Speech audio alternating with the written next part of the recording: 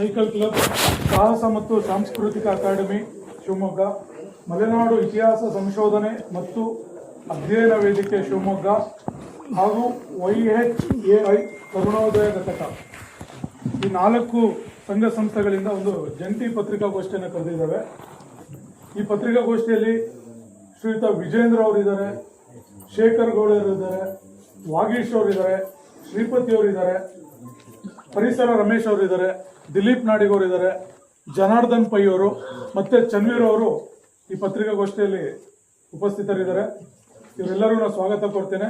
ಎಲ್ಲ ಮಾಧ್ಯಮ ಮಿತ್ರರನ್ನು ಸ್ವಾಗತವನ್ನು ಕೊಡ್ತಾ ಇದ್ದೇನೆ. ವಿಜೇಂದ್ರ ಅವರ ಪತ್ರಿಕಾಗೋಷ್ಠಿಯನ್ನು ಉದ್ದೇಶಿಸಿ ಮಾತಾಡಬೇಕಾಗಿ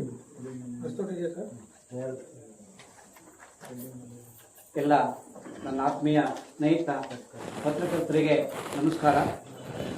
ಶರಾವತಿ ಪಂಪ್ ಸ್ಟೋರೇಜ್ ಯೋಜನೆಯನ್ನು ವಿರೋಧಿಸಿ ರಾಷ್ಟ್ರಭಕ್ತರ ಬಳಗ ಈಗಾಗಲೇ ಹಲವಾರು ಯೋಜನೆಯನ್ನು ಹಮ್ಮಿಕೊಂಡಿದೆ, ಹೋರಾಟಗಳನ್ನು ಹಮ್ಮಿಕೊಂಡಿದೆ ಹಾಗೂ ಧರಣಿ ಕಾರ್ಯಕ್ರಮವನ್ನು ಕೂಡ ನಡೆಸಿದೆ.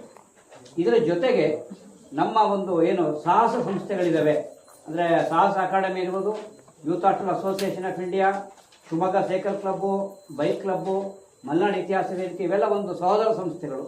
ನಾವೆಲ್ಲ ಸೇರಿ ರಾಷ್ಟ್ರಭಕ್ತ ಬಳಗರ ಜೊತೆಗೆ ಕೈ ಜೋಡಿಸಿ ಒಂದು ಬೃಹತ್ ಸೈಕಲ್ ಜಾಥಾ ಮಾಡಬೇಕು ಅಂತ ಹೇಳಿ ಒಂದು ಯೋಚನೆ ಮಾಡಿದ್ವಿ. ಸೊ 16ನೇ ತಾರೀಕು ಶಿವಮೊಗ್ಗ ನಗರದ ಕೆಲವು ಪ್ರಮುಖ ಸ್ಥಳಗಳಲ್ಲಿ ಒಂದು ಸೈಕಲ್ ಜಾಥಾವನ್ನು ನಡೆಸಿ ಸರ್ಕಾರದ ಒಂದು ಗಮನ ಸೆಳೆದು ಈ ಯೋಜನೆಯನ್ನು ಕೈ ಬಿಡಬೇಕು ಅಂತ ಹೇಳಿ ಒತ್ತಾಯ ಮಾಡ್ತಕ್ಕಂಥ ಒಂದು ಕೆಲಸವನ್ನು ನಾವು ಕೈ ತಗೊಂಡಿದ್ದೀವಿ. ಸೊ ಈಗ ನಮ್ಮ ಈ ಒಂದು ಜಾಥಾಕ್ಕೆ ಇನ್ನೂ ಹಲವಾರು ಸಂಘ ಸಂಸ್ಥೆಗಳು ಕೈ ಜೋಡಿಸಿದೆ. ನಾವು ಸಾರ್ವಜನಿಕರಿಗೆ ಈ ಮೂಲಕ ಒಂದು ಕರೆ ಕೊಡ್ತಾ ಇದ್ದೀವಿ. ವಿದ್ಯಾರ್ಥಿಗಳಿರ್ಬೋದು, ಸಾರ್ವಜನಿಕರಿರ್ಬೋದು, ಮಹಿಳೆಯರಿರ್ಬೋದು, ದಯಮಾಡಿ ಅವತ್ತಿನ ದಿನ ನಾವೇನು 16ನೇ ತಾರೀಕು ಒಂದು ಸೈಕಲ್ ಜಾಥಾನ ಇಟ್ಕೊಂಡಿದ್ದೀವಿ. ಬೆಳಗ್ಗೆ ಸುಮಾರು 10 ನಮ್ಮ ಅಲ್ಲಮ ಪ್ರಭು ಅಂದರೆ ಫ್ರೀಡಮ್ ಪಾರ್ಕ್ ಅಲ್ಲಿಂದ ಹೊರಡುತ್ತೆ.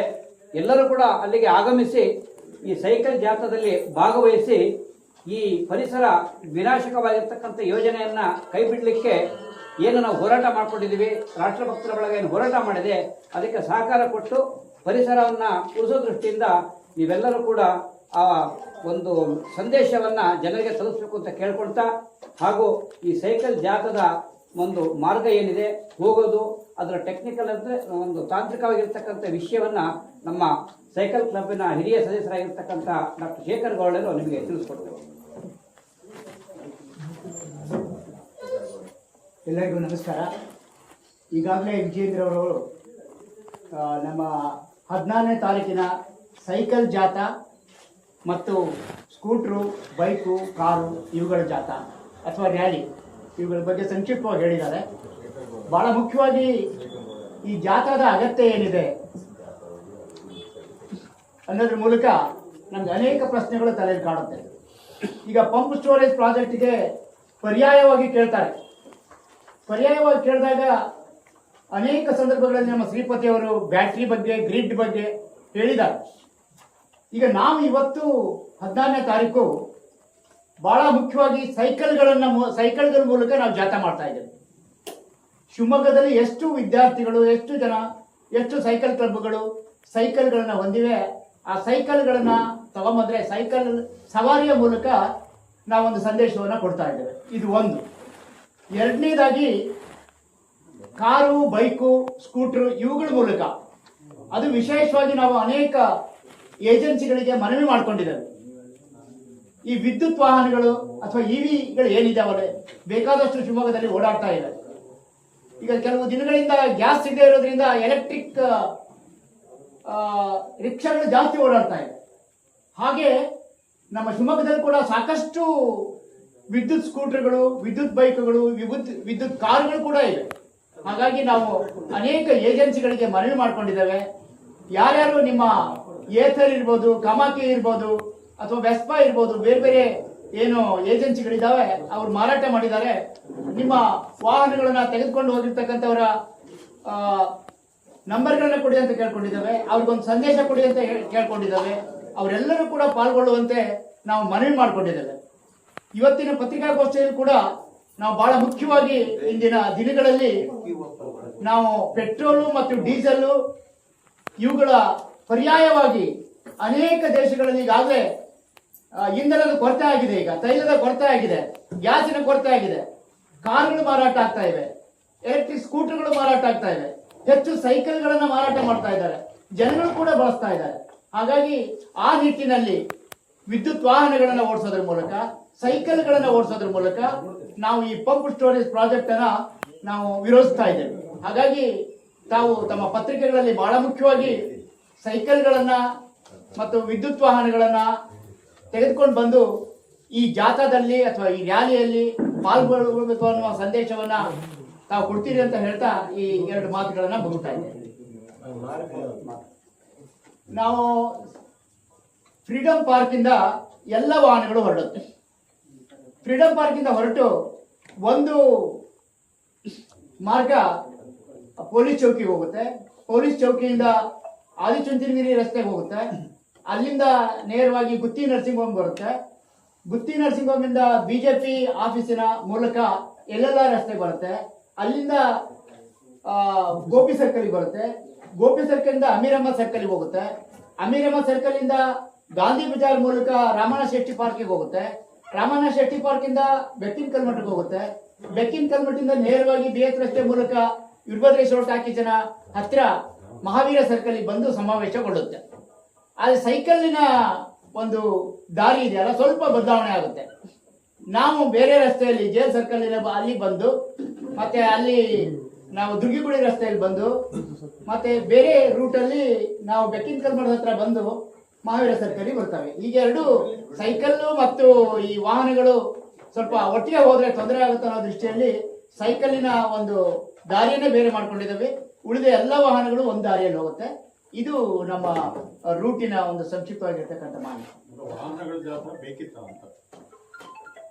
ಸರ್ಕಾರಕ್ಕೆ ಎಲ್ಲಾ ತರದ ಗಮನ ಸೆಳೆಯಬೇಕು, ಏನೇನು ಬೇಕೋ ಕೆಲವೊಂದ್ಸತಿ ಮಾಡಬೇಕಾಗತ್ತೆ, ಅನಿವಾರ್ಯ ಆದ್ರೂ ಕೂಡ ಮಾಡಬೇಕಾಗತ್ತೆ. ಯಾಕಂದ್ರೆ ಈಗ ನಾವು ಇಷ್ಟೆಲ್ಲ ಮಾಡಿದ್ರು ಕೂಡ ಒಂದು KEB ಮೆಸ್ಕಾಂದವ್ರಿಗೆ ಒಂದು ಲೆಟರ್ ಕೊಡಿದ್ರೆ ಕೊಡಲಿಲ್ಲ, ಕೇಳಿದ್ರೆ ಕೋರ್ಟ್ ಇದೆ ಅಂತ ಹೇಳ್ತಾರೆ. ಆಮೇಲೆ ಎಲ್ಲ ವಾಹನಗಳು ಒಟ್ಟಿಗೆ ಹೋದಾಗ ಬೇರೆ ವಾಹನಗಳಿಗೆ ಸಾರ್ವಜನಿಕರಿಗೆ ತೊಂದರೆ ಆಗ್ಬೇಕು. ತೊಂದರೆ ಆದಾಗ ಅವ್ರು ನಿಂತು ಯೋಚನೆ ಮಾಡ್ತಾರೆ, ಈ ಸ್ಕೂಟರ್ಗಳನ್ನ, ಈ ಬೈಕ್ಗಳನ್ನ, ಕಾರ್ಗಳನ್ನ ಯಾಕೆ ಓಡಿಸ್ತಾ ಇದ್ದಾರೆ, ಯಾಕೆ ಜನಗಳಿಗೆ ತೊಂದರೆ ಕೊಡ್ತಾ ಇದ್ದಾರೆ ಅಂತ ಒಂದು ಪ್ರಶ್ನೆ ಜನರಲ್ಲಿ ಕಾಡ್ಬೇಕು. ಅವಾಗ ಅವ್ರಿಗೆ ಗೊತ್ತಾಗುತ್ತೆ ಪಂಪ್ ಸ್ಟೋರೇಜ್ ಪ್ರಾಜೆಕ್ಟ್ ಇವರು ಓಡಿಸೋದಕ್ಕಿಂತಲೂ ಕೂಡ ಹೆಚ್ಚು ಹಾನಿಕಾರಕವಾಗಿರ್ತಕ್ಕಂಥದ್ದು. ಸರಿ ಇದೆ, ಈ ಹೋರಾಟ ಸರಿ ಇದೆ ಅಂತ ಹೇಳಿ ಅವರು ಅಪ್ರಿಸಿಯೇಟ್ ಮಾಡಬೇಕು. ಒಂದೂವರೆ ಗಂಟೆಯಲ್ಲಿ ನಮ್ಮ ಒಂದು ಜಾಥಾ ಅಥವಾ ರ್ಯಾಲಿ. ಹಾಗಾಗಿ ಆ ದೃಷ್ಟಿಯಲ್ಲಿ ಅವುಗಳನ್ನ ಓಡಿಸ್ತಾ ಇದ್ದೇವೆ. ಅದ್ರ ಜೊತೆಗೆ ನಾವು ಎಲೆಕ್ಟ್ರಿಕ್ ವಾಹನಗಳನ್ನು ಕೂಡ ತಗೊಂಡು ಹೋಗ್ತಾ ಇದ್ದೇವೆ. 5 ರಿಂದ 6 ಕಿಲೋಮೀಟರ್. ಅದರಲ್ಲಿ ನಾವು ಜಾಸ್ತಿ ಪ್ರಿಫರೆನ್ಸ್ ಕೊಡ್ತಾ ಇರೋದು ಎಲೆಕ್ಟ್ರಿಕ್ ವೆಹಿಕಲ್ಗಳಲ್ಲೇ. ಇದನ್ನ ಈಗ ನಾವೇ 4 ಜನ 4 ಸೈಕಲ್ ಹೋದ್ರು 4 ಎಲೆಕ್ಟ್ರಿಕ್ ವೆಹಿಕಲ್ ಹೋದ್ರೆ ಯಾವ ಸಾರ್ವಜನಿಕರು ಅದಕ್ಕೆ ಗಮನ ಕೊಡಲ್ಲ, ನೀವು ಮಾಧ್ಯಮದವರು ಸುದ್ದಿ ಮಾಡಲ್ಲ. ಇದು ಜನಕ್ಕೆ ನಾವು ಒಂದು ಸಂದೇಶನ ಕೊಡಬೇಕು. ಇದು ದೊಡ್ಡ ಯೋಜನೆ. 16,000 ಮರಗಳು ಹೋಗ್ತಾ ಇದೆ. ನಾವೇನು ಇವತ್ತು ಒಂದು 5-6 ಕಿಲೋಮೀಟರ್ ವೆಹಿಕಲ್ಗಳನ್ನ ಓಡಿಸಿದ್ರೆ ಒಂದು 2 ಮರ ಒಂದು ವಾರನೋ 15 ದಿನದಲ್ಲೋ ಕಾರ್ಬನ್ ಡೈಆಕ್ಸೈಡ್ ಸಕ್ ಮಾಡಿ ಆಕ್ಸಿಜನ್ ಕೊಡುವಂತ ಕೆಪಾಸಿಟಿ ಇರೋ ಮರಗಳು 16,000 ಮರಗಳು ಶರಾವತಿ ಪಂಪ್ ಸ್ಟೋರೇಜ್ ಅಲ್ಲಿ ನಾಶ ಆಗ್ತಾ ಇದೆ. ಹಾಗಾಗಿ ಇದೊಂದು ಸಾರ್ವಜನಿಕರಿಗೆ ಅವೇರ್ನೆಸ್ ಕೊಡೋ ಉದ್ದೇಶದಿಂದ ಎಲೆಕ್ಟ್ರಿಕ್ ವೆಹಿಕಲ್ಗಳಿಗೆ ನಾವು ಜಾಸ್ತಿ ಪ್ರಿಫರೆನ್ಸ್ ಕೊಡ್ತಾ ಇದ್ದೀವಿ. ಇನ್ನೂ ಜನಗಳಲ್ಲಿ ಎಲ್ಲರೂ ಒಂದು 5% ಜನ ಎಲೆಕ್ಟ್ರಿಕಲ್ ವೆಹಿಕಲ್ ಓಡಿಸ್ತಾ ಇದ್ದಾರೆ. ಅದನ್ನ ಎಲ್ಲ ಹಿಡ್ಕೊಂಡು ಮಾಡ್ಬೇಕಂದ್ರೆ ಇವತ್ತಿನ ಪರಿಸ್ಥಿತಿಯಲ್ಲಿ ಕಷ್ಟ ಸಾಧ್ಯ. ಹಾಗಾಗಿ ನಾವು ದಯವಿಟ್ಟು ಎಲೆಕ್ಟ್ರಿಕ್ ವೆಹಿಕಲ್ಗಳಲ್ಲಿ ವಿದ್ಯುತ್ ಅನ್ನು ಉಪಯೋಗಿಸ್ತೀವಿ, ಹೌದು. ಆದ್ರೆ ಶರಾವತಿ ಪಂಪ್ ಸ್ಟೋರೇಜ್ ಅನ್ನೋದು ವಿದ್ಯುತ್, ನಾನು ಇದನ್ನ ಬಹಳ ಸಲ ಹೇಳಿದ್ದೀನಿ, ಆದ್ರೂ ಮಾಹಿತಿ ಕೊರತೆ ಇದೆ ಅಥವಾ ಮಾಧ್ಯಮದವರು ಇನ್ನೂ ಸರಿಯಾಗಿ ಅರ್ಥ ಮಾಡ್ಕೊಂಡಿಲ್ಲ ಅಂತ ಅನ್ಕೊಂಡಿದೀನಿ. ಇದು ವಿದ್ಯುತ್ ಉತ್ಪಾದನಾ ಘಟಕ ಅಲ್ಲ, ಇದು ಒಂದು ಸ್ಟೋರೇಜ್. ಸ್ಟೋರೇಜ್ ಅನ್ನ ನಾವು ಸ್ಟೋರೇಜ್ ಬೇಡ ಅಂತ ಇಲ್ಲ. ಇವತ್ತು ಸೌರಶಕ್ತಿಯ ವಿದ್ಯುತ್ತಿನ ಉತ್ಪಾದನಾ ಪ್ರಮಾಣ ಜಾಸ್ತಿ ಆಗಿರೋದ್ರಿಂದ ನಮಗೆ 11 ಗಂಟೆಯಿಂದ ಸಂಜೆ 4 ಗಂಟೆವರೆಗೆ ಬೇಡಿಕೆಗಿಂತ ಜಾಸ್ತಿ ಉತ್ಪಾದನೆ ಇದೆ. ಅದೇ ರೀತಿ ಬೆಳಿಗ್ಗೆ 9 ರಿಂದ 11 ಬೇಡಿಕೆ ಏನಿದೆ ಅದಕ್ಕಿಂತ ಕಡಿಮೆ ಉತ್ಪಾದನೆ ಇದೆ. ಯಾಕೆಂದ್ರೆ ಸೌರಶಕ್ತಿ ಆ ಸಂದರ್ಭದಲ್ಲಿ ಇನ್ನೂ ಬಂದಿಲ್ಲ ಅಂತ. ಹಾಗಾಗಿ ಆ ಬ್ಯಾಲೆನ್ಸ್ ಮಾಡೋಕ್ಕೋಸ್ಕರ ಬೆಳಿಗ್ಗೆ ಜಾಸ್ತಿ ಆಗಿದ್ದನ್ನ ಸ್ಟೋರ್ ಮಾಡಿ ಯಾವಾಗ ಡಿಮ್ಯಾಂಡ್ ಜಾಸ್ತಿ ಆಗುತ್ತೋ ಅವಾಗ ಕೊಡೋಕೋಸ್ಕರ ಈ ಪಂಪ್ ಸ್ಟೋರೇಜ್ ಅನ್ನ ಮಾಡ್ತಾ ಇದ್ದಾರೆ. ನಾವು ಇದ್ರ ಬಗ್ಗೆ, ಈ ಯೋಜನೆ ಬಗ್ಗೆ ಅಲ್ಲ, ನಮ್ದೇನಿರೋದು ಅಂದ್ರೆ ಪಂಪ್ ಸ್ಟೋರೇಜ್ಗೆ ಪರ್ಯಾಯವಾದ ವಿದ್ಯುತ್ ಅನ್ನ ಸ್ಟೋರ್ ಮಾಡುವ ಬೇರೆ ತಂತ್ರಜ್ಞಾನಗಳು ಇದೆ. ಪ್ರಪಂಚದಾದ್ಯಂತ ನಮ್ಮ ದೇಶದಲ್ಲೂ ನಮ್ಮ ರಾಜ್ಯದಲ್ಲೂ ಬಳಸ್ತಾ ಇದ್ದಾರೆ. ಅದಕ್ಕೆ ಇದಕ್ಕಿಂತ ಅತಿ ವೆಚ್ಚ ಕಡಿಮೆ. ಮತ್ತೆ ಇದನ್ನ ಖಾಸಗಿ ಕಂಪನಿಯವರೇ ದುಡ್ಡು ಹೂಡಿ ಅವರೇ ಹೂಡಿಕೆ ಮಾಡಿ ಅದನ್ನ ವಿದ್ಯುತ್ತನ್ನ ಸರ್ಕಾರಕ್ಕೆ ಕೊಡೋ ವ್ಯವಸ್ಥೆಗಳು ಇದೆ. ಸರ್ಕಾರವೂ ಸಹ ಇದನ್ನ ಮಾಡಬಹುದು. ಇದಕ್ಕೆ ಯಾವುದೇ ಕಾಡು ಕಡಿಬೇಕಾಗಿಲ್ಲ, ಯಾವುದೇ ನೀರನ್ನ ಎತ್ತಬೇಕಾಗಿಲ್ಲ. ಆಮೇಲೆ ಇದು ವಿಕೇಂದ್ರೀಕರಣ ಅಂದ್ರೆ ನಮ್ಮ ಶಿವಮೊಗ್ಗದ ಏರಿಳಿತ ಏನ್ ವಿದ್ಯುತ್ತಿನಿದೆ ಅದಕ್ಕೆ ತಕ್ಕ ಹಾಗೆ ಶಿವಮೊಗ್ಗದಲ್ಲೇ ಮಾಡಬಹುದು ಅಥವಾ ತಾಲೂಕು ಕೇಂದ್ರಗಳಲ್ಲೂ ಮಾಡಬಹುದು. ಬೆಂಗಳೂರಿಗೆ ಬೇಕಾಗಿದ್ದನ್ನ ಬೆಂಗಳೂರಲ್ಲೇ ಮಾಡಬಹುದು. ಇದಕ್ಕೆ ಹೆಚ್ಚಿನ ಜಾಗ ಬೇಕಾಗೋದಿಲ್ಲ. ಎಲ್ಲಾ ಸಬ್ಸ್ಟೇಷನ್ಗಳಲ್ಲಿರೋ ಜಾಗಗಳೇ ಸಾಕಾಗುತ್ತೆ. ಅಂದ್ರೆ ಕೆಲವು ಎಕರೆ, ಅರ್ಧ ಎಕರೆ, ಕಾಲ್ ಎಕರೆನಲ್ಲಿ ಅಲ್ಲಿಯ ಒಂದು ಶಿವಮೊಗ್ಗ ಜಿಲ್ಲೆಗೆ ಬೇಕಾದಂತ ವಿದ್ಯುತ್ತನ್ನ ಸ್ಟೋರ್ ಮಾಡಬಹುದು. ನಾವು ಯಾಕೆ ಇವಿಗಳಿಗೆ ಹೇಳ್ತಾ ಇದೀವಿ ಅಂದ್ರೆ ಇಲ್ಲಿ ವಿದ್ಯುತ್ತಿನ ಬಗ್ಗೆ ನಾವು ಪ್ರಶ್ನೆ ಮಾಡ್ತಾ ಇಲ್ಲ. ವಿದ್ಯುತ್ತೇ ಮುಂದಿನ ನಮ್ಮ ಸೌರ ವಿದ್ಯುತ್ತೇ ನಮ್ಮ ಮುಂದಿನ ದೇಶದ ವಿದ್ಯುತ್ತಿನ ಉತ್ಪಾದನಾ ಮೂಲ. ಕಲ್ಲಿದ್ದಲಾಗ್ಲಿ, ಜಲ ವಿದ್ಯುತ್ ಆಗ್ಲಿ ಇವೆಲ್ಲ ಆಗೋಗಿದ್ದು. ಶರಾವತಿ ಪಂಪ್ ಸ್ಟೋರೇಜ್ ಅಲ್ಲಿ ವಿದ್ಯುತ್ ಉತ್ಪಾದನೆ ಆಗೋದಿಲ್ಲ. ಅದನ್ನ ಸ್ಟೋರ್ ಮಾಡೋಕೆ ಇದೊಂದು ತಂತ್ರಜ್ಞಾನವಾಗಿ ಬಳಸ್ತಾ ಇದ್ದಾರೆ. ಇದು ಔಟ್ಡೇಟೆಡ್. ಪ್ರಪಂಚದಲ್ಲಿ ಎಲ್ಲೂ ಹೊಸದಾಗಿ ಮಾಡ್ತಾ ಇಲ್ಲ. ಹಿಂದೆ ಸೌರ ವಿದ್ಯುತ್ ಬ್ಯಾಟರಿ ಸ್ಟೋರೇಜ್ ಎನರ್ಜಿ ಸಿಸ್ಟಮ್ ಇನ್ನು ಮಾರ್ಕೆಟಿಗೆ ಬಂದಿಲ್ಲದೆ ಇದ್ದಾಗ ಈ ವಿಚಾರ ಬಂದಿದ್ದು. ನಮ್ಮ ದೇಶದಲ್ಲಿ ಈಗಾಗಲೇ ಅದು ಬಹಳ ಮುಂದೆ ಬಂದಿದೆ. ಈಗಲೂ ನಾವು ಅದಕ್ಕೆ ಹೋಗ್ತೀವಿ, ಕಾಡನ್ನು ಕಡಿತೀವಿ ಅಂತಂದ್ರೆ ಇದು ಸಾಧ್ಯ ಇಲ್ಲ. ನಮಗೆ ವಿದ್ಯುತ್ಗಿಂತ ಅನಿವಾರ್ಯವಾಗಿದ್ದು ನಮ್ಮ ನೀರು. ನಾನು ಹೇಳ್ತಾ ಇದ್ದೀನಿ, ಇವತ್ತು ನಾವು ಇದನ್ನ ನಿಲ್ಲಿಸಲಿಲ್ಲ ಅಂದ್ರೆ ಈಗಾಗಲೇ ಸೌದತ್ತಿ ಪಂಪ್ ಸ್ಟೋರೇಜ್ ಪವರ್ ಪ್ಲಾಂಟ್ಗೆ DPR ಆಗ್ತಾ ಇದೆ. 64,000 ಮರ ಕಡಿಯುವ ಪ್ರಸ್ತಾವನೆ ಅದರಲ್ಲಿದೆ. ಸೌದತ್ತಿ ಯೋಜನೆಯಲ್ಲಿ ಇನ್ನೊಂದು ಜಲಾಶಯ ಇಲ್ಲ, ಇದಕ್ಕೆ 2 ಜಲಾಶಯ ಬೇಕು. ಶರಾವತಿನಲ್ಲಿ ಇದೆ ಅಂತ ಒಂದು ಸಮರ್ಥನೆ ಕೊಡ್ತಾ ಇದ್ದಾರೆ. ಆದ್ರೆ ಸೌದತ್ತಿನಲ್ಲಿ ಒಂದೇ ಇರೋದು, ನವಿಲ್ ತೀರ್ಥ ಏನು ಸೌದತ್ತಿ ಡ್ಯಾಮ್ ಇದೆಯಲ್ಲ ಅದು ಒಂದೇ ಇರೋದು. ಇನ್ನೊಂದನ್ನ ಕಟ್ಟಬೇಕಾಗುತ್ತೆ. ಒಂದು ಡ್ಯಾಮ್ ಕಟ್ಟೋದು ಇವತ್ತು 60 ವರ್ಷದ ಹಿಂದೆ ಕಟ್ಟಿದ ಡ್ಯಾಮಿನ ಜಾಗದವ್ರನ್ನ ಒಕ್ಕಲಿಸಿದವರಿಗೆ ನಮ್ಗೇನು ಪರ್ಯಾಯ ಕೊಡಕ್ಕಾಗಿಲ್ಲ, ಜಾಗನೇ ಇಲ್ಲ. ಮತ್ತೆ ಹೊಸ ಡ್ಯಾಮ್ಗಳು ಕಟ್ಟೋದು ಅನ್ನೋದು ಅತಿ ಮೂರ್ಖತನದ ಯೋಜನೆ. ಪ್ರಪಂಚದಲ್ಲಿ ಎಲ್ಲೂ ಈಗ ಹೊಸದಾಗಿ ಡ್ಯಾಮ್ ಕಟ್ತಾ ಇಲ್ಲ. ಆದ್ರೆ ಪಂಪ್ ಸ್ಟೋರೇಜ್ ಯೋಜನೆಗೆ 2 ಡ್ಯಾಮಿನ ಅನಿವಾರ್ಯತೆ ಇದೆ. ಕೆಳಗಡೆ ಒಂದು, ಮೇಲೊಂದು. ಈಗ ಸೌದತ್ತಿನಲ್ಲಿ ಕಟ್ಲಿಕ್ಕೆ ಹೊರಟಿದ್ದಾರೆ. ಹಾಗಾಗಿ ಅತಿ ಹೆಚ್ಚು ಮರ ಅಂದ್ರೆ 64,000 ಮರಗಳನ್ನು ಕಡಿಲಿಕ್ಕೆ ಒಪ್ಪಿಗೆಗಾಗಿ ಕಾಯ್ತಾ ಇದ್ದಾರೆ. ಅದೇ ರೀತಿ ನಮ್ಮ ವರಾಹಿ ಯೋಜನೆಯಲ್ಲೂ ಸಹ ಈ ಪಂಪ್ ಸ್ಟೋರೇಜ್ ಬರ್ಲಿಕ್ಕೆ ನೆಕ್ಸ್ಟ್ ಮುಂದಿನ ಇದೆ. ಅಲ್ಲೂ ಸಹ ಕೆಳಗಡೆ ಇನ್ನೊಂದು ಡ್ಯಾಮ್ ಕಟ್ಟಬೇಕು. ಹಾಗಾಗಿ ಈ ಹಂತದಲ್ಲೇ, ಮೊದಲನೇ ಪ್ರಾಜೆಕ್ಟಿನ ಅನುಷ್ಠಾನ ಹಂತದಲ್ಲೇ ನಾವು ಇದನ್ನ ತಡೆದೇ ಇದ್ರೆ ಇಡೀ ಪಶ್ಚಿಮ ಘಟ್ಟದಲ್ಲಿ ಇಂಥ ಯೋಜನೆಗಳು 100 ಬಂದ್ರೆ ನಮ್ಮ ಪಶ್ಚಿಮ ಘಟ್ಟದ ಚಿತ್ರಣ ಏನಾಗುತ್ತೆ. ಇದೇ ಸಂದರ್ಭದಲ್ಲಿ ನಾನು ಹೇಳಲಿಕ್ಕೆ ಬಯಸೋದು ಅಂದ್ರೆ ನಿಮ್ಗೆಲ್ಲ ಗೊತ್ತಿದೆ, ನಿನ್ನೆ ಹುಲಿಕಲ್ ಘಾಟಿನಲ್ಲಿ ರಸ್ತೆ ಅಗಲೀಕರಣದಲ್ಲಿ ಭೂಕುಸಿತ ಆಗಿ 3 ಜನ ಸಮಾಧಿಯಾಗಿದ್ದಾರೆ. ಅಂದ್ರೆ ಇದನ್ನ ಪಶ್ಚಿಮ ಘಟ್ಟ ಭೂಕುಸಿತಕ್ಕೆ ಬಹಳ ಪ್ರೋನ್ ಅನ್ನೋದನ್ನ ಸರ್ಕಾರನೇ ಹೇಳಿದೆ. ನಾವು ಅದನ್ನು ಹಿಂದೆ ಪ್ರಸ್ತಾಪ ಮಾಡಿದೀವಿ. ಅವರದ್ದೇ ಪೋರ್ಟಲ್ ವೆಬ್ಸೈಟ್ ಅಲ್ಲಿ ಡಿಸಾಸ್ಟರ್ ಮ್ಯಾನೇಜ್ಮೆಂಟ್ ವೆಬ್ಸೈಟ್ ಅಂತ ಹೇಳಿದ್ರೆ ಕರ್ನಾಟಕ ಸ್ಟೇಟ್ ಡಿಸಾಸ್ಟರ್ ಮ್ಯಾನೇಜ್ಮೆಂಟ್ ಅಲ್ಲಿ ಅವರೇ ಕೊಟ್ಟಿದ್ದಾರೆ ಯಾವ 5 ಜಿಲ್ಲೆಗಳಲ್ಲಿ ಅತಿ ಹೆಚ್ಚು ಭೂಕುಸಿತದ ಸಾಧ್ಯತೆಗಳು ಅಂತ. ಅದರಲ್ಲಿ ಶಿವಮೊಗ್ಗ ಜಿಲ್ಲೆ ಇದೆ, ಎಲ್ಲ ಪಶ್ಚಿಮ ಘಟ್ಟದ ಎಲ್ಲ ಜಿಲ್ಲೆಗಳು ಇದೆ. ಉಡುಪಿ, ಉತ್ತರ ಕನ್ನಡ, ಶಿವಮೊಗ್ಗ, ಕೊಡಗು, ಚಿಕ್ಕಮಗಳೂರು ಇದೇ ಭಾಗದಲ್ಲಿ ಭೂಕುಸಿತ ಆಗಿದೆ. ಪ್ರತ್ಯಕ್ಷಕ್ಕಿಂತ ಇನ್ನೇನು ಪ್ರಮಾಣ ಬೇಕು? ಇಲ್ಲಿ ಬರೇ ಒಂದು ರಸ್ತೆಯನ್ನ ಅಗಲ ಮಾಡಬೇಕಾದ್ರೆ ಭೂಕುಸಿತ ಆಗಿ 3 ಜನ ಸತ್ತಿದ್ದಾರೆ. ನಮ್ಮ ಶರಾವತಿ ಯೋಜನೆಯಲ್ಲಿ ಭೂಗರ್ಭ 7.5 ಕಿಲೋಮೀಟರ್ ಉದ್ದದ ಟನಲ್ ತೆಗಿಲಿಕ್ಕೋಸ್ಕರ ಬೇಕಾದಂತ ರಸ್ತೆಗಳು, ಅದು ಸಾಧಾರಣ ರಸ್ತೆಗಳಲ್ಲ, ಹೆವಿ ಮಷಿನರಿಗಳಿಗೆ ಹೋಗುವಂತ ರಸ್ತೆಗಳನ್ನ ಮಾಡ್ಲಿಕ್ಕೆ ಈಗ ಅಗಲೀಕರಣ ಮಾಡ್ಬೇಕಾಗುತ್ತೆ. ಕಾಡನ್ನ ಕಡಿದು ರಸ್ತೆಯನ್ನ ವಿಸ್ತಾರ ಮಾಡ್ಬೇಕಾಗುತ್ತೆ. ಅದ್ರ ನಂತರ ಟನಲ್ ಕೊರಿಬೇಕಾಗುತ್ತೆ. ಈ ಸಂದರ್ಭದಲ್ಲಿ ಆಗುವ ಅನಾಹುತಗಳು ಎಷ್ಟು? ಬರೇ ಭೂಕುಸಿತದ ಒಂದು ಹೇಳಿದ್ರೆ. ಇದು ಭೂಕುಸಿತದ ಬಗ್ಗೆ ಆದ್ರೆ ನಮಗೆ ಜಿಲ್ಲಾಧಿಕಾರಿಗಳ ಮುಖಾಂತರ ನಾವು ಹಲವಾರು ಬಾರಿ KPCL ಅವರಿಗೆ ಮನವಿ ಕೊಟ್ಟಿದ್ವಿ. ಅದ್ರ ಬಗ್ಗೆ ಪತ್ರಿಕಾಗೋಷ್ಠಿನೂ ಮಾಡಿದ್ವಿ. ಅದಕ್ಕೆ KPCL ನವರು ಒಂದು ಪತ್ರವನ್ನ ನಮಗೆ ಕೊಟ್ಟಿದ್ದಾರೆ. ಏನ್ ಹೇಳಿದೆ ಇದ್ರಲ್ಲಿ ಮುಖ್ಯವಾಗಿ ಅಂದ್ರೆ, ನಾವು ಸಾಕಷ್ಟು ಮಾಹಿತಿಗಳನ್ನ ಅಪ್ಲೋಡ್ ಮಾಡಿದೀವಿ, ಮಾಲಿನ್ಯ ನಿಯಂತ್ರಣ ಮಂಡಳಿ ವೆಬ್ಸೈಟ್ ಅಲ್ಲೂ ಇದೆ ಅಂತ ಹೇಳಿದ್ದಾರೆ. ಅದು ನಮ್ಗೆ ಸಿಗ್ತಾ ಇಲ್ಲ. ಆದ್ರೆ ಪರಿವೇಶ್ ಪೋರ್ಟಲ್ ಅಲ್ಲಿ ಇದೆ ಅಂತ ಹೇಳಿದ್ದಾರೆ, ಅದು ಸಿಕ್ಕಿದೆ. ನಾವು ಕೇಳಿರೋದು KPCL ಇಂದ ಹೊಸ ಮಾಹಿತಿ ಅಲ್ಲ, ನೀವು ಕೊಟ್ಟಿರುವ ಮಾಹಿತಿಗಳಲ್ಲಿ ವಿರೋಧಾಭಾಸಗಳು ಇವೆ. ಇದರಲ್ಲಿ ಒಂದು ಕಡೆ ನೀವು 4 ಪೇಜಿನ ಪಟ್ಟಿ ಕೊಡ್ತೀರಾ, ಪಶ್ಚಿಮ ಘಟ್ಟದಲ್ಲಿ ಈ ಅಪರೂಪವಾದ ಜೀವ ವೈವಿಧ್ಯತೆ ಇದೆ, ಪಕ್ಷಿ ಸಂಕುಲ ಇದೆ, ಪ್ರಾಣಿ ಸಂಕುಲ ಇದೆ, ಕಪ್ಪೆಗಳಿದೆ ಅಂತ ನೀವು ಅದ್ರ ಹೆಸರುಗಳನ್ನೆಲ್ಲ ಹಾಕಿ ಕೊಡ್ತೀರಾ. ಮಿಟಿಗೇಷನ್ ಮಾಡಬೇಕಾದ್ರೆ ನೀವು ಹೇಳ್ತೀರಾ ಇಲ್ಲಿ ಯಾವುದೇ ವನ್ಯಜೀವಿಗಳು ಕಂಡು ಬರುವುದಿಲ್ಲವಾದ್ದರಿಂದ ಯಾವುದೇ ಅಗತ್ಯವಿರುವುದಿಲ್ಲ ಅಂತ ಇನ್ನೊಂದ್ ಕಡೆ ಬರೀತೀರಾ. ಇದು ಅವ್ರು ಕೊಟ್ಟಿರೋ ಮಾಹಿತಿ. ನಾವು ಅದ್ರ ಮೇಲೆ ನಮ್ಮ ಪ್ರಶ್ನೆ ಏನು ಅಂದ್ರೆ, ಇವೆರಡರಲ್ಲಿ ಯಾವುದು ಸರಿ? ಇದನ್ನ ನಾವು ಕೇಳಿದ್ದು. ಇನ್ನೊಂದು ಪ್ರಶ್ನೆ, ಜಾತಕ ದಿನ ಸಾರ್ವಜನಿಕ ಸಭೆ ಇರುತ್ತಾ? ಸಾರ್ವಜನಿಕ ಸಭೆ ಇಲ್ಲಿ ಮಹಾವೀರ ಸರ್ಕಲ್ ಅಲ್ಲಿ ಇರ್ತದೆ, ಮುಗಿದ್ಮೇಲೆ ಅಲ್ಲೊಂದು ಮಾಡ್ತೀವಿ. ಎರಡೂ ಜಾತ ಅಲ್ಲೇ ಎಂಡ್ ಆಗುತ್ತೆ, ಅಲ್ಲೇ ಸಭೆ ಮಾಡ್ತೀವಿ. ಆಮೇಲೆ ಫ್ರೀಡಂ ಪಾರ್ಕ್ ಅಲ್ಲಿ ಉದ್ಘಾಟನಾ ಸಂದರ್ಭದಲ್ಲಿ ಮಾಹಿತಿ ಕೊಡೋದು ಇದು ಇರುತ್ತೆ, ಅಲ್ಲಮ ಪ್ರಭು ಮೈದಾನದಿಂದ. ಇನ್ನೊಂದು ಬಹುಮುಖ್ಯವಾದ ಪ್ರಶ್ನೆ ಇಲ್ಲಿ ಕೊಟ್ಟಿರೋ ಪತ್ರದಲ್ಲಿ ಅವ್ರು ಹೇಳಿರೋದು, ನಾವೆಲ್ಲ ಮಾಹಿತಿ ಕೊಟ್ಟಿದೀವಿ ಅಂತ.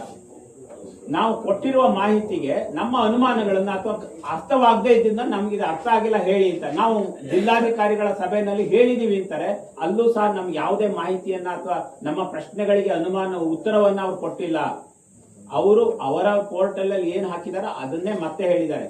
ಒಂದು ಸುಲಭವಾಗಿ ಎಲ್ಲರೂ ಅರ್ಥ ಮಾಡ್ಕೊಳ್ಬಹುದಾದ ಒಂದು ಪ್ರಶ್ನೆ ಅವರು ಹಾಕಿರೋದು, ಈ ಯೋಜನೆ ನಮಗೆ ಏಕೆ ಅವಶ್ಯಕ ಅನ್ನೋ ಶೀರ್ಷಿಕೆನಲ್ಲಿ ಈ ನೀರೆತ್ತುತ್ತೀವಿ, ಕೆಳಗಡೆಯಿಂದ ಹರಿಸ್ಬಿಟ್ಟು ವಿದ್ಯುತ್ ತೆಗಿತೀವಿ ಅಂತ ಬರ್ದಿದ್ದಾರೆ.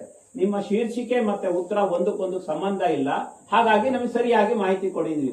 ಇದನ್ನ ಅವರು ಈಗಾಗಲೇ PIL ಹಾಕಿರೋದ್ರಿಂದ ಹೈಕೋರ್ಟ್ ಅಲ್ಲಿ ಸರ್ಕಾರ ಕೋರ್ಟ್ ಅದಕ್ಕೆ ತಡೆಯಾಜ್ಞೆ ಕೊಟ್ಟಿರೋದ್ರಿಂದ ನಾವು ಇದಕ್ಕೆ ಯಾವುದೇ ಮಾಹಿತಿಯನ್ನು ಕೊಡಲಿಕ್ಕೆ ಸಾಧ್ಯ ಇಲ್ಲ ಅಂತ ನಮಗೆ ಮಾನ್ಯ ಈಶ್ವರಪ್ಪ ಅವರು ಕೇಳಿದಂತ ಜಿಲ್ಲಾಧಿಕಾರಿಗಳ ಸಮ್ಮುಖದಲ್ಲಿ ಕೇಳಿದಂತ ಪ್ರಶ್ನೆಗೆ ಉತ್ತರವನ್ನ ಕೊಟ್ಟಿದ್ದಾರೆ. ಅಂದ್ರೆ ಅವರು ನಾವು ಯಾವುದೇ ಹೊಸ ಮಾಹಿತಿಯನ್ನು ಕೇಳ್ತಾ ಇಲ್ಲ, ಅವರು ಕೊಟ್ಟಿರುವ ಮಾಹಿತಿಗಳಲ್ಲಿ ನಮಗೆ ಅನುಮಾನಗಳಿದೆ ಅಥವಾ ಅರ್ಥ ಆಗದೆ ಇರೋದಿದೆ, ಅದಕ್ಕೆ ಉತ್ತರ ಕೊಡಿ ಅಂತ ನಾವು 32 ಪ್ರಶ್ನೆಗಳನ್ನ ಕೇಳಿದ್ವಿ. ಯಾವುದೇ ಉತ್ತರವನ್ನು ಅವರು ಈವರೆಗೆ ಕೊಟ್ಟಿಲ್ಲ. ನಾವು ಇಲ್ಲ, ಬರವಣಿಗೆ ಮೂಲಕನೂ ಕೊಟ್ಟಿದ್ದಾರೆ, ನಮಗೆ ಕೊಟ್ಟಿಲ್ಲ. ಬರವಣಿಗೆನಲ್ಲಿ ಅವರಿರೋ ರಿಪೋರ್ಟ್ ಅಲ್ಲಿ ಏನಿದೆ, 2.5 ಪೇಜಿನ ಪಟ್ಟಿ ಇದೆ. ಇಲ್ಲಿ ಯಾವ್ಯಾವ ಜೀವ ಪ್ರಭೇದಗಳಿದೆ, ಯಾವ್ಯಾವ ಪ್ರಾಣಿಗಳಿದಾವೆ, ಸಿಂಗಳಿಕ ಮತ್ತೆ ಫಾರೆಸ್ಟ್ ಫ್ರಾಗ್ಮೆಂಟೇಶನ್ ಆದ್ರೆ ಸಿಂಗಳಿಕಕ್ಕೆ ಅಪಾಯ ಆಗುತ್ತೆ ಅನ್ನೋ ಪದನೂ ಅವ್ರು ಬರೆದಿದ್ದಾರೆ. ಮಿಟಿಗೇಷನ್ ನಲ್ಲಿ ಇಲ್ಲಿ ಯಾವುದೇ ಪ್ರಾಣಿಗಳು ಕಂಡು ಬಂದಿಲ್ಲವಾದ್ದರಿಂದ ಯಾವುದೇ ಅವಶ್ಯಕತೆ ಇರುವುದಿಲ್ಲ, ಮಿಟಿಗೇಷನ್ ಮಾಡ್ಲಿಕ್ಕೆ ಅವಶ್ಯಕತೆ ಇರುವುದಿಲ್ಲ ಅಂತ ಅವರೇ ಬರೆದಿದ್ದಾರೆ. ನಾನು ಅದ್ರ ಯಾವ ಪೇಜಲ್ಲಿ ಏನಿದೆ ಅನ್ನೋದನ್ನು ಸಹ ನಾವು ಹಾಕಿ ಪ್ರಶ್ನೆಗಳನ್ನ ಮಾಡಿದೀವಿ. ಈ ಪೇಜಲ್ಲಿ ಹೀಗೆ ಬರ್ದಿದ್ದಾರೆ, ಈ ಪೇಜಲ್ಲಿ. ಸೊ ಓರಲ್ ಆಗಿ ಹೇಳಿರೋದಕ್ಕೆ ಯಾವ ಬೆಲೆಯೂ ಇಲ್ಲ. ನಾವು ಕೇಳಿದ್ದು ನೀವು ಪ್ರಶ್ನೆಯನ್ನ ನಂಬರ್ ಹಾಕಿ ಉತ್ತರವನ್ನ ಕೊಡಿ ರೈಟಿಂಗ್ ಅಲ್ಲಿ ಅಂತ. ನಮಗೆ ಕೊಟ್ಟಿಲ್ಲ ಅವರು. ಎರಡನೇದು ನೀವು ಹೇಳಿದ್ರಿ,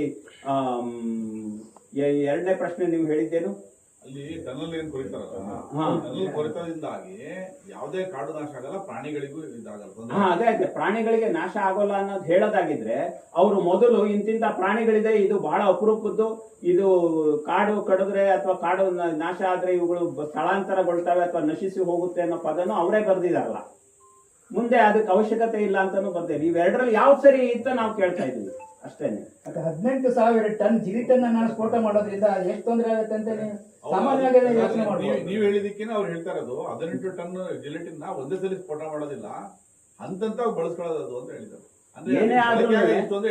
ಆ ಜಿಲೆಟಿನ್ ಕೆಮಿಕಲ್ ಏನಿದೆ ಅದು ಮಣ್ಣಲ್ಲಿ ಸೇರಿ ಆ ಮಣ್ಣನ್ನ ಡಂಪ್ ಮಾಡೋದು ಶರಾವತಿ ನದಿ ದಂಡೆನಲ್ಲೇ ಸೈಟ್ಗಳನ್ನ ಗುರುತಿಸಿದ್ದಾರೆ. ಅದು ಕ್ರಮೇಣವಾಗಿ ಮಳೆ ಬಿದ್ದಾಗ ಆ ಕೆಮಿಕಲ್ ಇರುವಂತ ಮಣ್ಣು ನದಿಗೆ ಹೋಗುತ್ತೆ, ಅದನ್ನೇ ಕುಡಿತಾರೆ ಮುಂದಿನ ಪ್ರಾಣಿಗಳು, ಮನುಷ್ಯರು ಎಲ್ಲರೂ ಅದೇ ನೀರನ್ನೇ ಕುಡಿಬೇಕು. 5 ವರ್ಷಗಳ ಯೋಜನೆಯಲ್ಲಿ ಉದ್ದಕ್ಕೂ ಈ ವಿಷಮಯವಾದ ನೀರನ್ನೇ ಕುಡಿಬೇಕಾಗುತ್ತೆ. ಈ ಪ್ರಶ್ನೆಗಳನ್ನ ನಾವು ಕೇಳಿದೀವಿ. ಲೀಗಲ್ ಹೋರಾಟ ಎಲ್ಲಿ?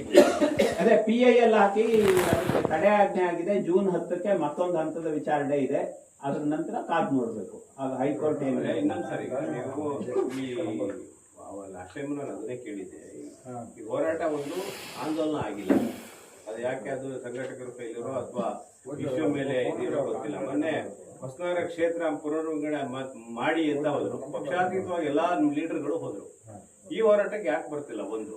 ಆಮೇಲೆ ನೀವು ಇದಷ್ಟೇ ಹೇಳ್ತಿರಲ್ಲ, ನೀವು ಅಲ್ಲಿ ಸುತ್ತ ಬೆಕ್ಕೋಡಿ ಅಂತ ಸೇತುವೆ ಮಾಡ್ತಾ ಇದಾರೆ, ಅಲ್ಲಿ ನೋಡಿದ್ರೆ ಅಕ್ಷರಶಃ ಪರಿಸರವಾದಿಗಳು ಯಾರು ಹೋಗಿ ನೋಡಿದ್ರೆ ಹೊಟ್ಟೆ ಉರಿತದೆ. ಇಡೀ ಶರಾವತಿನ ಅಗದು ತೆಗೆದು ಎಷ್ಟು ಮರ ಕಡಿದ್ದಾರೆ, ಅಗತ್ಯಕ್ಕಿಂತ ಮರ ಕಡಿದ್ರೆ ಸುತ್ತ ಮತ್ತೆ ಬೆಕ್ಕೋಡಿ ಅಂತ ಸೇತುವೆ ಮಾಡ್ತಾರೆ, ಹೈವೇ ಅದು.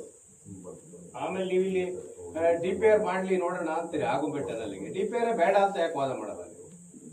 ಅಲ್ಲ, ಮಾಡ್ಬೋದು. ಎಲ್ಲಾ ಯೋಜನೆಗಳನ್ನು ನಾವು ಪಶ್ಚಿಮ ಘಟ್ಟದ ಬಗ್ಗೆನೆ ಮೊನ್ನೆ ಒಂದು ವಿಚಾರಣಾ ಸಂಕಿರಣ ಮಾಡಿದ್ವಿ ಬಂಗಾರಮಕ್ಕಿನಲ್ಲಿ. ಇಡೀ ಪಶ್ಚಿಮ ಘಟ್ಟವನ್ನ ಭದ್ರತೆಯ ಜನರ ಭದ್ರತೆ ದೃಷ್ಟಿಯಿಂದ ಯಾವುದೇ ಅಭಿವೃದ್ಧಿ ಯೋಜನೆಗಳು ಮಾಡಬಾರ್ದು ಅನ್ನೋ ಒಂದು ನಿರ್ಣಯವನ್ನೇ ನಾವು ಒತ್ತಾಯ ಮಾಡಬೇಕು ಅನ್ನೋದ್ರ ಬಗ್ಗೆ ತೀರ್ಮಾನ ಆಗಿದೆ.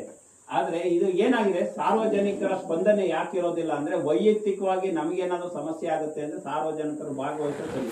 ಎಲ್ಲೋ ಪಶ್ಚಿಮ ಘಟ್ಟದ ಮೂಲೆಯಲ್ಲಿ ಕಾಡು ಕಳೆದ್ರೆ ಶಿವಮೊಗ್ಗದವ್ರಿಗೆ ಏನು ಅನ್ನೋ ಪ್ರಶ್ನೆ ಸಾಮಾನ್ಯರಿಗೆ ಕಾಡುತ್ತೆ. ಹಾಗಾಗಿ ಅದಕ್ಕೋಸ್ಕರ ಸ್ಪಂದನೆ ಕಡಿಮೆ. ಆದ್ರೆ ಈ ಹೊಸನಗರ ಅನ್ನೋದು ಏನಿದೆ ಭಾವನಾತ್ಮಕವಾಗಿ ನಮ್ದು ಹಿಂದೊಂದಿತ್ತು MLA ಸೀಟು ಈಗಿಲ್ಲ, ಹಾಗಾಗಿ ನಾನು ಭಾಗವಹಿಸಬೇಕು ಅನ್ನೋ ಕಾರಣದಿಂದ ಕೆಲವು ವಿಚಾರಗಳಿಗೆ ಜನಗಳು ಬಹಳ ಬೇಗ ಸ್ಪಂದಿಸ್ತಾರೆ, ಕೆಲವಕ್ಕೆ ಸ್ಪಂದಿಸಲ್ಲ. ಆದ್ರೆ ಆದ್ಯತೆ ಯಾವುದಕ್ಕೆ ಕೊಡಬೇಕು ಅಂತ ಸಾಮಾನ್ಯರು ಯೋಚನೆ ಮಾಡ್ಬೇಕಾಗುತ್ತೆ. ನಮ್ಮ ನೀರು ಮತ್ತೆ ಆಹಾರ, ವಾತಾವರಣದ ಭದ್ರತೆಗೆ ನಾವು ಅತಿ ಮುಖ್ಯವಾದ ಆದ್ಯತೆಯನ್ನ ಕೊಡಬೇಕಾಗುತ್ತೆ. ಬೇರೆ ಎಲ್ಲವೂ ಸಹ ಸೆಕೆಂಡ್ರಿ. ಬದುಕೋದು, ಮೂಲಭೂತ ಅವಶ್ಯಕತೆಗಳಿಗೆ ತೊಂದರೆ ಬಂದಾಗ ನಾವೆಲ್ಲ ಧ್ವನಿ ಎತ್ತಬೇಕಾಗುತ್ತೆ. ಆದ್ರೆ ಅದು ಎಲ್ಲರಿಗೂ ಅಷ್ಟು ತಟ್ಟೋದಿಲ್ಲ, ಹಾಗಾಗಿ ಸಮಸ್ಯೆಗಳು ಇರುತ್ತೆ. ಆದ್ರೆ ಹಾಗನ್ಕೊಂಡು ಕಳೆದ ಬಾರಿ ಅಹೋರಾತ್ರಿ ಧರಣಿ ಮಾಡಿದಾಗ ಪರಿಸರಕ್ಕಾಗಿ ನಾವು ಅಂತ ಒಂದು ರಾಜ್ಯ ಸಂಘಟನೆ ಇದೆ, ಅದರ ಅಧ್ಯಕ್ಷ AT ರಾಮಸ್ವಾಮಿ ಅವರು ಇಡೀ ತಂಡ ಬಂದಿತ್ತು. ನಾಗರಿಕ ಹಿತರಕ್ಷಣಾ ವೇದಿಕೆಯವರು ಅದನ್ನ ಹೇಳ್ತಿಲ್ಲ, ಲೀಡರ್ ಬರ್ತಿದ್ದಾರೆ, ಜನ ಬರ್ತಿಲ್ಲ ಯಾಕೆ ಅಂತ ಸರ್. ಅದೇ ಶ್ರೀಪತಿ ಅವರು ಉತ್ತರ ಹೇಳಿದ್ರು, ಜನಕ್ಕೆ ಒಂದು ಇದ್ರ ಬಗ್ಗೆ ಪರಿಸರದ ಬಗ್ಗೆ ಅವೇರ್ನೆಸ್ ಕಮ್ಮಿ, ಇನ್ನೊಂದು ಎಲ್ಲೋ 4 ಮರ ಕಡಿದ್ರೆ ನಮ್ದೇನಾಗುತ್ತೆ ಅಂತ ಭವಿಷ್ಯದ ಕಲ್ಪನೆ ಇಲ್ಲ, ಪಶ್ಚಿಮ ಘಟ್ಟಗಳ ಬಗ್ಗೆ ಅವೇರ್ನೆಸ್ ಇಲ್ಲ. ಇದು ತಿಳಿಸೋಕೋಸ್ಕರ ನಾವು ಸತತವಾಗಿ ಈ ಪ್ರಾಜೆಕ್ಟ್ ವಿರೋಧದಲ್ಲಿ ಹೋರಾಟದಲ್ಲಿ ಇಡೀ ಊರೂರೇ ಎದ್ದು ಬಂದಿತ್ತು. ಅವಾಗ ಜನಕ್ಕೆ ಗೊತ್ತಿತ್ತು, ಈಗ ಯಾಕೆ ಗೊತ್ತಾಗ್ತಿಲ್ಲ ಅಂತ. ಯಾವಾಗ ತುಂಗಾ ಮೂಲ ಉಳಿಸಿ ಹೋರಾಟ ಮಾಡಿದಾಗ ಎಷ್ಟು ದೊಡ್ಡ ಮಟ್ಟದ ಪರಿಣಾಮ ಬೀರಿತ್ತು ನೆರೆಹೊರೆ ಜಿಲ್ಲೆಗಳು, ನಾವೆಲ್ಲ ವಿದ್ಯಾರ್ಥಿಗಳು ನಾವೆಲ್ಲ ಬಿದಿಗಿಳಿದಿದ್ವಿ. ಈಗ ಯಾಕೆ ಆತರ ಮೊದಲನೇ ಹೋರಾಟ ನಾವು ಮಾಡಿದಾಗ ಕಚೇರಿ ವಿರುದ್ಧ ಮಾಡಿದ, ಕಚೇರಿ ಮೇಲೆ ಸಭಾ ಎದುರುಗಡೆ ಮಾಡಿದಾಗ 800 ರಿಂದ 1000 ಜನ ಬಂದಿದ್ರು. ಅಹೋರಾತ್ರಿ ಧರಣಿ ಮಾಡಿದಾಗ ನಮಗೆ ಸೈನ್ ಆಗಿರೋದೇ ಒಂದು 600 ಜನ ಪೆಟಿಷನ್ ಸೈನ್ ಹಾಕಿ ಕೊಟ್ಟಿದ್ದಾರೆ. 1-1.5 ಜನ ಬರೋದು ಹೋಗೋದು ಮಾಡಿದ್ದಾರೆ. ಈಗ ನೋಡಿ ಇದರಲ್ಲಿ 4 ಸಂಘ ಸಂಸ್ಥೆಗಳು ಕೈ ಜೋಡಿಸಿದ್ದಾರೆ. ಎಲ್ಲ ಅಣ್ಣಾ ಹಜಾರೆ ಹೋರಾಟ ಕಮಿಟಿಯವರು, ನಾಗರಿಕ ಹಿತರಕ್ಷಣೆಯವರು ಎಲ್ಲರೂ ಬಂದು ಕೈ ಜೋಡಿಸ್ತಾ ಇದ್ದಾರೆ. ಸೈಕಲ್ ಕ್ಲಬ್ ಅವರು ಬರ್ತಿದ್ದಾರೆ.